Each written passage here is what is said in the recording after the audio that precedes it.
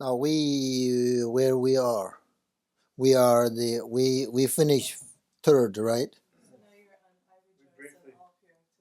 Rejoice, rejoicing. That's the fourth, right? Xian sarwa tang choja xiangpa tang jisa yara kurya sorwa ye gewa chongze dage chepsab tamche dzogbe xiangche chember ngo. That's seventh branch. So rejoice, rejoicing, right? So each this seven branch, each has a sort of meaning and visualizations, and also the antidote. For example, this rejoice in this branch is antidote to jealousy, right? Um, and this practice is really important, right? To rejoice. And this actually, if you think about the preliminary, this branch is part of Bodhicitta, part of Bodhicitta. So you should rejoice activities of bodhisattvas, right? You should rejoice the positive actions of all beings, and uh, also you can rejoice whatever good you have done in the past and you are doing now or you will do in the future. You can rejoice. So there are so many ways you can rejoice and practice on this branch, which is so important. So just rejoice. Don't be jealous with the sort of someone doing good things, right? We this affliction is very powerful, right? Jealousy is very powerful and very sort of common, you know. So people really jealous someone doing good things or whatever. So that's not so good. So it's harm your mind, harm your life, and so if you rejoice, Buddha said, it's rejoice. The benefit of practice, rejoice, very great, and so that's you have to sort of we have to remember, you know, um, if you practice rejoice, then really you can reduce your jealous, you know. So uh, yeah, I'm not going to teach, but there is a story like in India, the king of India. He invited Buddha and his followers and gave the, you know, offering food and everything. And then there is a begging woman, you know, rejoice. Oh, this king of India, this king is how wonderful, you know. He used to like his past life, he offered to Buddha. Because of that, now he can invite Buddha and, you know, offer food. So he rejoiced, and Buddha knows that. So that kind of story, remember? And what am I perfect teacher? So rejoice is very benefit. It's very great practice. So the Jisayarang in Tibet, Jisayarang, rejoice. That's the fourth branch. And then we have a fifth branch. Kurishang Surva. Kurishang Surva means requesting teaching. Kurishang Surva. Surva, you know. So this also antidote, of course, teaching is antidote to the ignorance, right? Of course, you learning and good things from the teaching. You develop, then you develop your wisdom. Then you diminish your confusions, you know, your ignorance.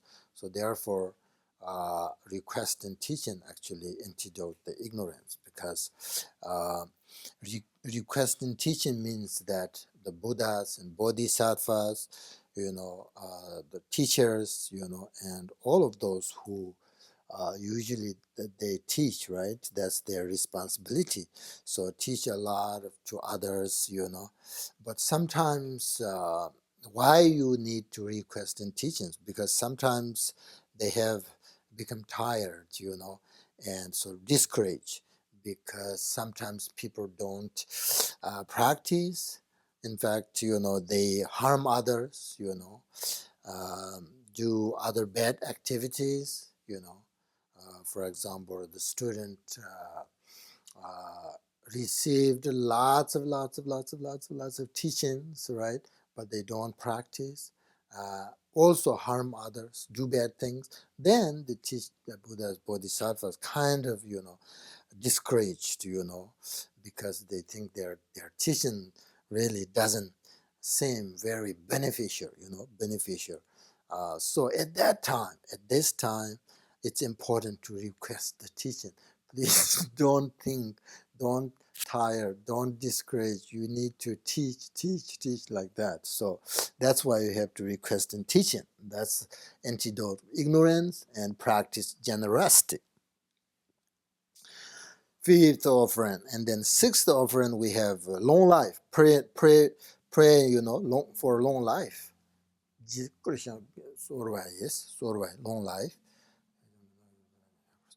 So you should make your prayers to the teachers, your practice, your meditation, the teachers, bodhisattvas, good people also, good people to have long life, because if these people, teacher, they have long life, then they will be able to teach Dharma and do good things for others. Like, for example, good people have long life, then they do good things for others, right?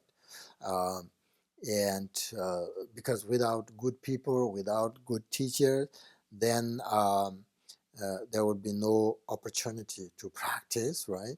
And without opportunity to practice, then you cannot achieve, temporal or lasting happiness, So, for example, I uh, um, I have no worries. I'm happy because of I um, learning, learning teaching from my teachers, right? So that's why the teacher and good people we need.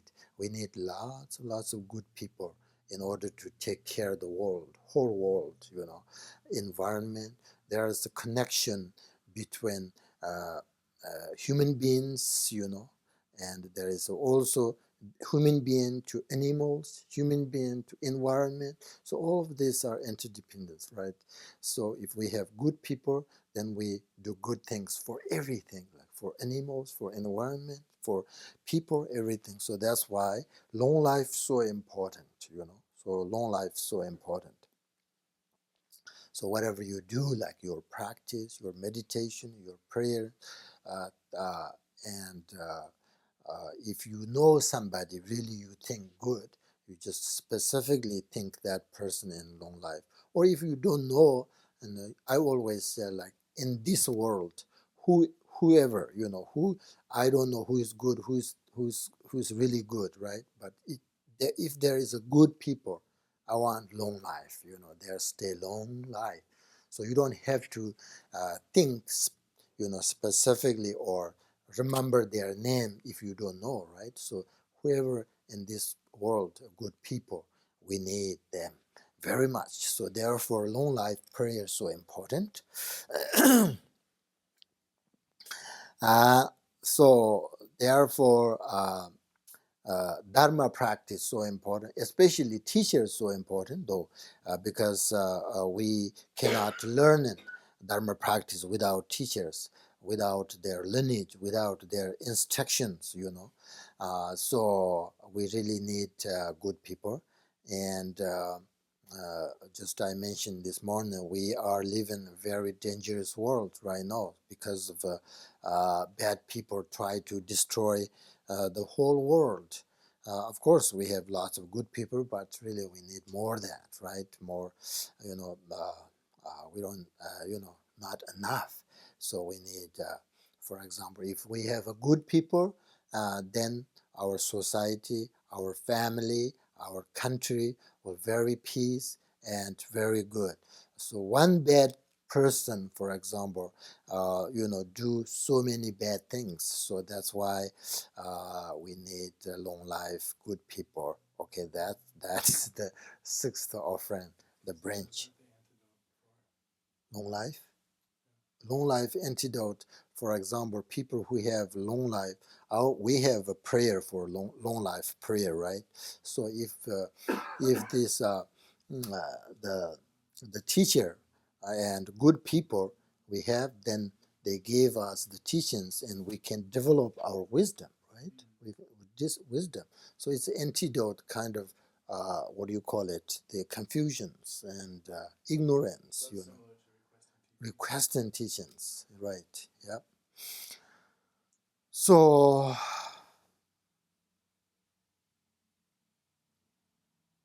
and then we have the last dedicating, right?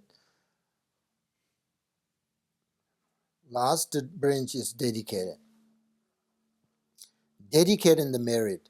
Never forget, right? Never forget to say the dedication at the end of your practice, at the end of your meditation, whatever, doesn't matter, great or small. Even though you say one mantra, hong, or you say hong bajra gor panma sodong, or you just do one presentation, after that you have to dedicate the merit, otherwise will finish, right? So so remember, when you meditate, there are three things very important. First, correct your meditation, how you start, right? How you maintain the practice, and how you finish. So how you finish, that is the dedication. So very, very important. These things very important, okay? These are like how you start correcting your motivation, and then the middle, your practice, doing the practice without losing focus, right? So really try to focus on your practice, right? And then finally, you have to the when you have done anything that is really good, really sort of virtuous, it's always good to dedicate, practice, because once you dedicate the merit, and then when you get angry or whatever, no destroy, no finish your, for example, you put in one drop of water put in ocean, and then that drop water never finish. As long as the ocean remains, your water is there, like something like that. You dedicate with the Buddhas, Bodhisattvas, how they dedicate their good things for the sentient beings. You, the same way you dedicate that merit for the sentient beings, then you kind of your dedicate your virtues and good karma kind of already mixed, right, with the Buddha Bodhisattva's actions, dedicate, so never finish. So now we have that 7 branch offerings. So when you practice this Tara, or whatever, you say the 7 branches, you have to understand what is their meaning, that's all I have. Any questions about the 7 branch?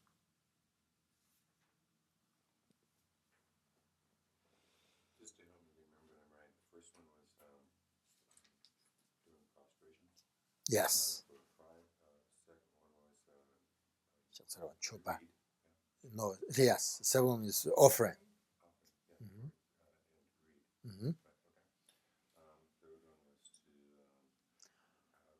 have some, let's see, the 4 powers is the middle 2. Right. Yeah, okay. And let's see, what was that? 3, 4 is rejoice. Rejoice. And 5 is request teaching. Mm-hmm. 6 is you just said it. Pray for What's that? pray for long life. Long life, of course. Long life. Longer than my short memory. And 7, certainly dedicate merit. Dedicate the merit. Right. Oh, yeah. Right. Yep. Very good, Scott.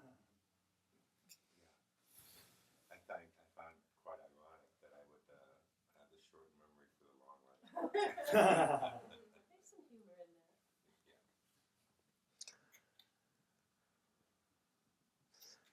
that. All right, I think we're almost done. If you have any question, then we can talk about. But otherwise, What's dedicate in Tibetan? giva, Gewa? giva, hu. Giva is actually virtuous, right? Hu is dedicate. Hu. Giva huwa. You can say just to say huwa. Huwa is dedication. Khenpo, where do supplication and aspiration prayers come in? So you make offerings, and then when do you make aspirations for? Aspiration is before the offering, Before right? the offerings. And then dedications after the offering. Right. So you would make your aspirations, and then you would do the offerings, and then you do the main practice, and then dedicate. Right. Okay. Aspiration is kind of your bodhicitta, right? And then dedication is the how you finish your practice. So most practices start off with refuge, and then bodhicitta, then aspiration and supplication prayers, then visualizing the main deity that you're practicing, making offerings, and then dedication. Mm-hmm. So that's the structure of most of the Mm-hmm. sadhanas. Mm-hmm. I think I remember too, dedication is a way of sealing. Sealing, right? Good to seal. Gandido. Good to seal, right? Good to seal your virtues. With the Buddhas and the Bodhisattvas, we seal it together, so it doesn't. Yeah, you have to bring, all of the Buddha's bodhisattvas good activities, and your past and present and future good deeds, and then you bring all of that together. I mean, you visualize, right, the union, and put them together in the union, and then you say, if you don't know how to dedicate, you say, I'm going to dedicate it exactly what the Buddha Bodhisattva dedicate all. I mean, they're good things for sentient beings. I would. Otherwise, the best way dedication is like you. Uh, there's no visualizations. It's like naturally, right? You dedicate uh, everything that you actually. Um, if you recognize the nature of your mind, right? And so, ooh, and you don't have to visualize. You don't have to do anything. Just you stay in that place, which is your Buddha nature. So then that's the best way to do it. But we cannot do that. Sometimes we're very because of the thoughts, right? So it's not really genuinely. We cannot practice on that. So then you say, Buddha's bodhisattvas, exactly. I'm going to dedicate that same way. I feel like remaining in the luminosity. Luminosity, and yeah, that's the Buddha. That's the Buddha nature.